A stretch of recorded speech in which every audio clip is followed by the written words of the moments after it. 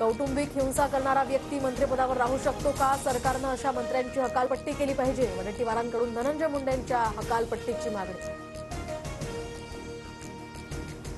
मुख्यमंत्र्यांना कौटुंबिक हिंसाचार करणारा मंत्री मंत्रिमंडळात कसा चालतो? फडणवीसांनी आता तरी धनंजय मुंडेंचा राजीनामा घ्यावा. तृप्ती देसाईंची मागणी. आमदार सुरेश धस यांच्याकडून वाल्मिक कराड आणि विष्णू चाटेच्या नार्को टेस्टची मागणी. तर नार्को टेस्टमध्ये आकाचंही नाव आलं तर त्यांचीही नार्को टेस्ट झाली पाहिजे. सुरेश धसांचं वक्तव्य. महायुतीला शिवाजी महाराज ईव्हीएम मशीन वाटते. सीएसएमटी स्थानकात शिवरायांचा पुतळा कधी लागणार? त्यांनी शिवरायांचा पुतळा न लावल्यास आम्ही पुतळा लावणार. उद्धव ठाकरेंचा इशारा. मनसे अध्यक्ष राज ठाकरे पंढरपूर दौऱ्यासाठी रवाना. तर राज ठाकरे स्थानिक नेते आणि पदाधिकाऱ्यांशी चर्चा करणार. संघटनात्मक बाबींवर पदाधिकाऱ्यांशी चर्चा करणार असल्याची माहिती.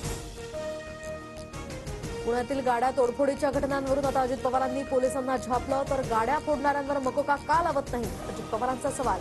शिवाय आरोपींची धिंड काढण्याच्या सुद्धा सूचना.